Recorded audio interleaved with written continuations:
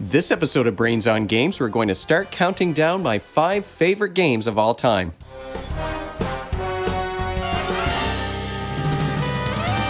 Welcome to Brains on Games. I'm Dr. Brian McDonald, and this episode, like I said, we're going to talk about my favorite games. I had a request for a top 5 list in the comment section of one of my recent videos, so I thought, well, maybe I should take a look at the games on the shelf and decide which ones are my favorite. Now, it's hard to make those kinds of choices. I've got so many games back here. And what I'm going to say about my list is this. There are a few honorable mentions that didn't quite make it into my top 5, and the rankings of those top 5 might change from day to day. It certainly does depend on what kind of mood you're in, what kind of game I might be interested in playing, or my kids might be interested in playing with me.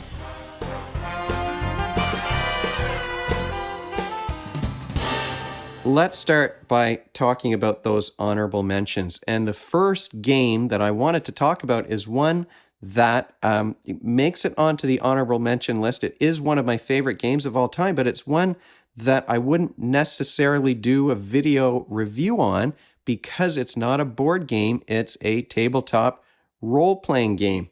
This is a game called, let me get this giant rule book up here, and it's kind of glossy and reflective, but this is a game called Torg Eternity. This is a role-playing game, in the style of Dungeons and Dragons. That's kind of in vogue maybe right now. But Torg is a game that I started playing when the first version of this game came out in the early 90s. And I ran a game of Torg that lasted throughout my undergraduate years at school. And then I was away from it for a long time. And then recently, this new version of the game came out, Torg Eternity. And my old roommates who I used to play this game with got in touch during the pandemic. And we started a campaign with my roommates and some of their kids. Now, why is Torg my favorite role-playing game? This is a multi-genre game. The story here behind it is that Earth is a nexus of possibility, and all of these different creatures are coming to siphon possibility energy away from Earth. And so it's a story of an invasion. Who's invading are these people from different realities. So you wind up with a multi-genre game where any kind of action movie scenario you could think of could happen. It's a reality invasion, so you might cross the border into Victorian horror or sort of classic Lord of the Rings style fantasy. There's cyberpunk. There's Terminator style Skynet wars. There's you name it, Hong Kong action movies. If you can think of an action genre, it is covered probably here in Torg. And so almost anything you could imagine can happen here in this game, and there are some mechanisms that I really like. For example, in all of these role-playing games, often if there's some sort of a combat that you have to get involved with, you might roll a die to figure out who's going to go first. But in Torg, it's a card draw. The heroes or the villains are going to go first. And if it's a particularly dramatic event, the heroes are going to be at a disadvantage. And it's the villains who are going to maybe have some bonuses on those cards. The other thing that happens with those cards, though, is that they have actions on them. There's a list of actions that's going to be approved that will allow the players to earn their own cards. So there's a lot of randomness mitigation in Torg. All the players have possibility points that they can spend to add to their die rolls. And they also have a hand of cards that they can spend to give them ideas or add a bonus to their roll or get a second chance. There's all kinds of cards in this game. And the initiative cards encourage things like, interaction style combat as opposed to, physically battling. There are maneuvers that you can do that will give you a bonus. You could intimidate your opponents. You might be taunting or trying to persuade them to do something. So there's all these other non-combat skills that become important in this game. And if you look at the character templates, they've got anywhere from professional soccer players to demons that are kind of reformed demons. So this is a fantastic, fun game. It's the role-playing game that I played the most, and I think I tried almost every role-playing game for a long time. But Torg is the one that stuck just because it's so flexible, and you're rarely stuck with a bad roll that's going to mess everything up for you in the game. The next honorable mention goes to my favorite cooperative game, Burgle Bros. Now, from Tim Fowers. Burgle Bros, well, it looks like the office building that you're breaking into or the bank that you're breaking into, but this is a cooperative heist game with artwork that is fantastic. The cards and the meeples, everything about this game is appealing. We just love it. Anytime the kids come over and want to play a co-op game, this is the one that gets pulled out because it's brilliant. Each character, of course, has some asymmetric ability. They all have their own individual powers. They've got meeples with different shapes and little stickers on them so that you can recognize who's who. You've got a floor plan where everything is hidden at the beginning, and you're wandering through this place. You're trying to find the stairs to get up to the next floor so that you can find the safe and eventually break into the safe. And then you have to somehow escape. You're collecting gear along the way. Maybe you're setting off alarms. Throughout the game, you've got guards that are going to be chasing you. So it is a game with tension that ramps up as you play, just like Pandemic, but the theme is way less serious than curing a global pandemic. And it is, I like heist movies, and this is a game that gives you the feeling of those heist movies. And we've had so many laughs playing this. The only reason I think it's not in the top 5 is that, you know, my kids have to be in the mood to play a cooperative game. Very often they want to play something that's more competitive. So it doesn't get pulled out as often, but when it does, we always have a great laugh and a great time playing Burgle Bros. Now, I have Burgle Bros 2 on the shelf, but I've only played that one once, and it seems to be quite a bit harder than the original Burgle Bros. So we didn't get very far in it in the game that we've played so far. So it doesn't get the honorable mention yet because I really need more experience with it. But this one we played dozens of times, and every single time, whether we win or we lose, we have fun playing it. The next honorable mention is Thrones of Valeria from Daily Magic Games. Now, Thrones of Valeria is a fantastic game. Such a surprise. One of the biggest surprises, I think, since I started making these videos was Thrones of Valeria. I had never played any of the other Valeria games, but I do love Trick Takers.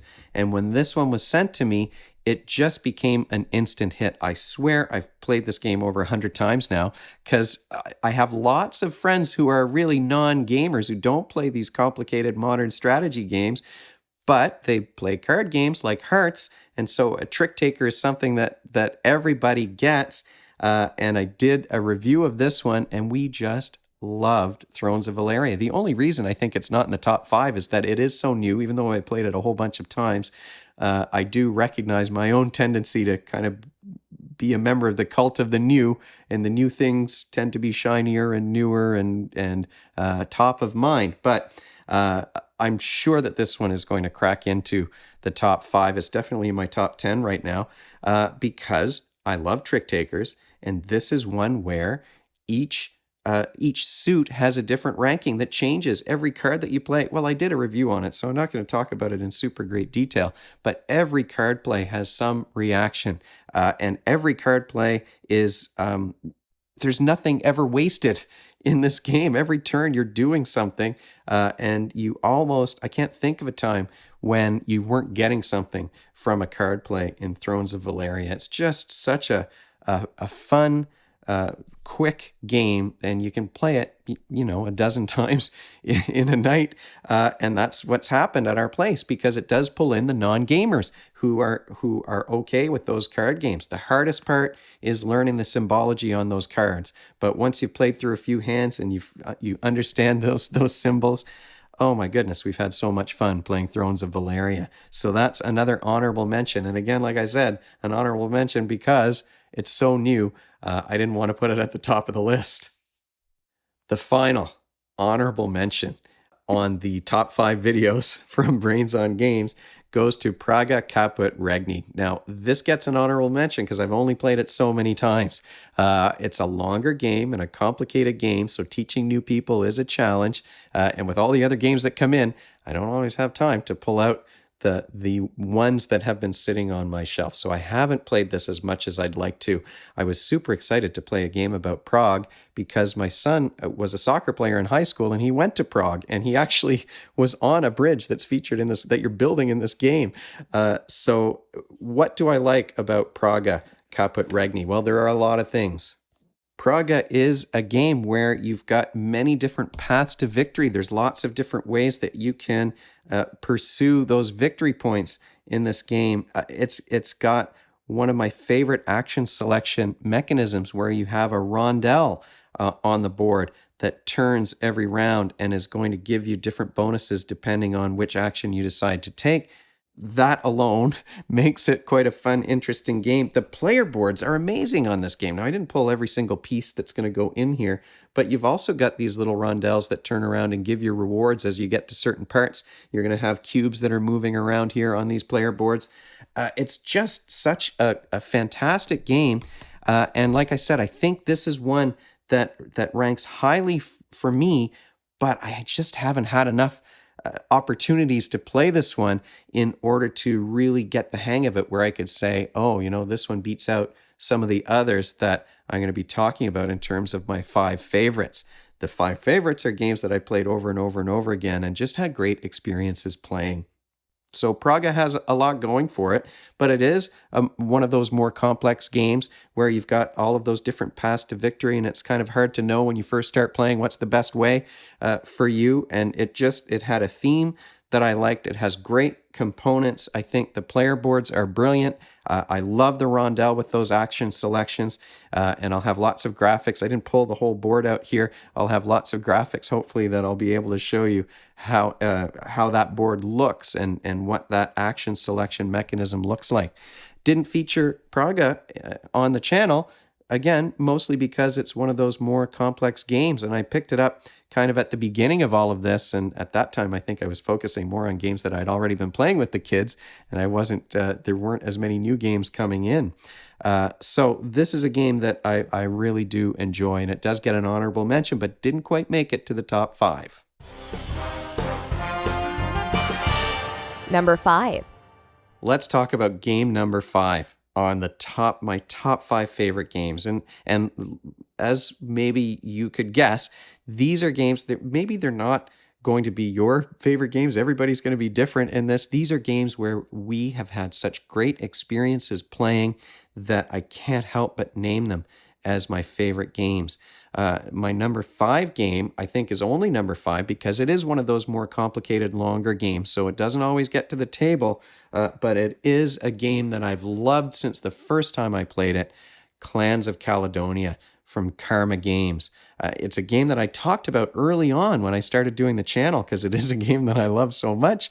And rumor has it that Karma Games is working on an expansion. So I'm super excited to share with you Clans of Caledonia, especially since there is an expansion that's coming soon.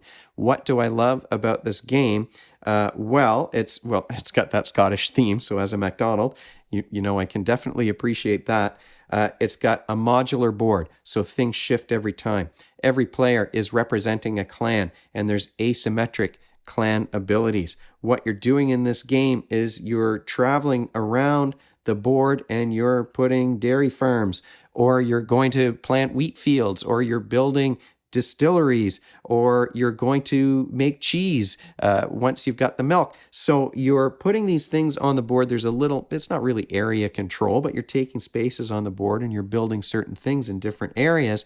You're collecting resources that might be used to fulfill contracts, or where you might be selling things. And one of my favorite things about this game, and this is what I focused on, I think, when I did the original video way back, is this marketplace, which we had, oh my goodness, every time we play this game, the marketplace is so fantastic because the prices and costs are varying every turn. if I need milk to fulfill a contract and I buy a whole bunch of milk, that's going to raise the price of milk. And now the next time, if somebody else has milk, they can sell it on their next turn, and then the price is going to drop. So you find yourself, you're trying to buy things when the prices are low, but that's going to increase the price with the scarcity. Other players might be able to sell them.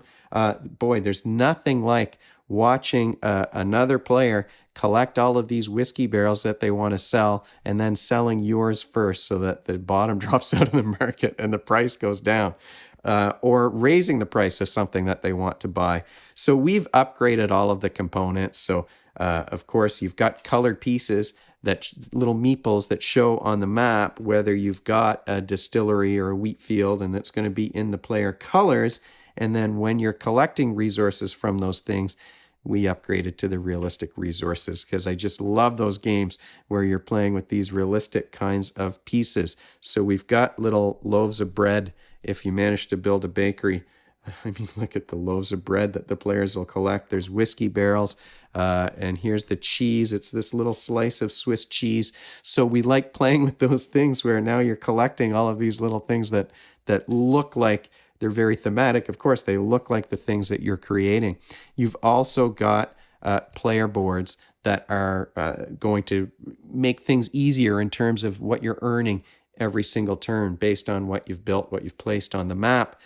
So this is just a brilliant game. It's pretty much a perfect strategy game. You know, a real Euro that can be quite challenging, but at the same time, it's just so thematic, and with that marketplace, it's just a wonderful game. So the only reason I would say that it's at number 5 instead of number 3 or number 2 or even number 1 is that it is a little longer. It is a bit more complicated for new players to learn. So it doesn't hit the table as much at our place as I would like it to. It's been a while since I played this one, and just taking it out and looking at the pieces again and reorganizing the box, I want to play this game. Maybe when my kids come over this weekend, I'll be able to do that. But like I said, with this marketplace and the contracts that you're fulfilling and the points that you're earning for doing that, it's just a fantastic game that I would play all day, every day if I had other people to play it with and I had time to do so. Number 4.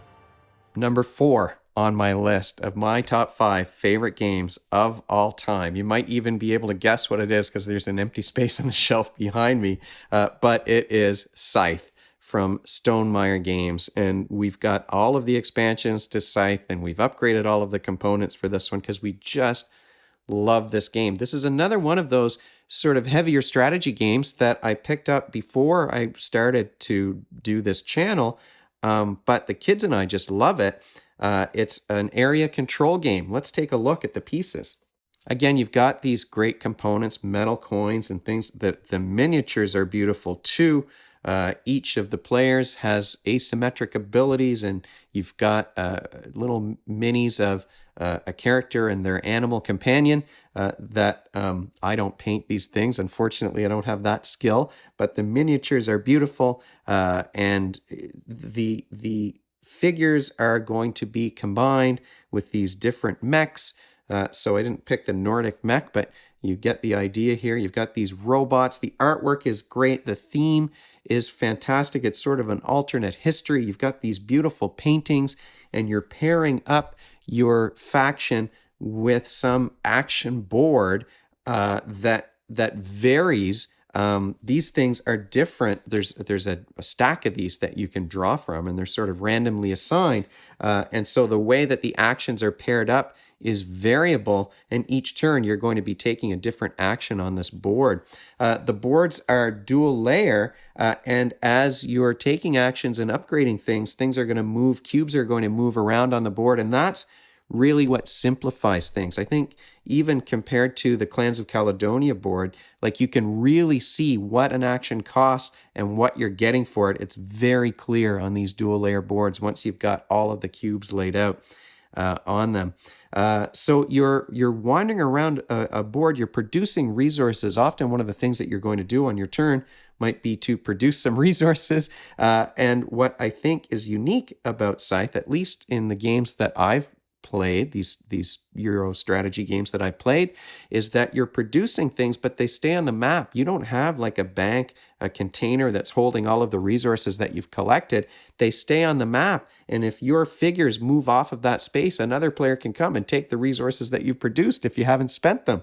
So it does create some interesting tension. The other thing that I really like about this game, it is an area control game, and there's some worker placement. It's a really great combination of mechanisms. And like I said, with great components and a board that has little Easter egg surprises on it if you look very closely. And we use the neoprene mat, so it's a great big, nice, flat mat that you can play on. But the artwork on even the board is fantastic. But we do like that there's some combat in the game because there's that area control element, but the game itself sort of discourages combat. And in fact, there are some variations, I don't want to spoil too much, but there are some variations where combat is really discouraged. So it doesn't give you any advantages necessarily. So you're trying to earn as many of these victory points as possible, and there's multipliers based on your popularity, and your popularity is going to drop if you engage in too much combat. So it's just a really great combination of mechanisms. It has a bit of a learning curve, but the player boards make it a lot easier, I think, for the players to understand what it is that you're doing in the game. And it's clear what you're getting and what you're paying based on those boards. So great design. And there's a follow-up coming from Stonemaier Games. So I'm super excited. I've got that one already in the mail. It's on its way. So Scythe is my number 4 favorite game. But my top 5 does fluctuate, let's be honest. So some days maybe it's number 1 or number 2.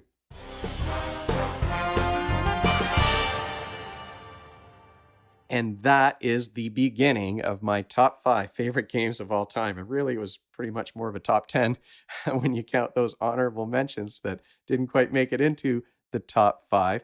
But those are number 5 and number 4, along with those honorable mentions. Next time, we're going to talk about the top 3. If you have a top 5 list that you want to share, if you have any comments or questions about the games that we've talked about, you can leave all of those things in the comment section below the video, or you can email me at brian@brainsongames.ca. Brainsongames.ca is the website. That's where future episodes will go, and the previous ones are up there already. Brains on Games is the Twitter handle and the Facebook page and the Instagram feed, so we're all over the place. And if you enjoyed this video and you want to be notified of future ones, you can head on over to YouTube and click that subscribe button. Thanks for joining me, and hopefully I'll see you next time.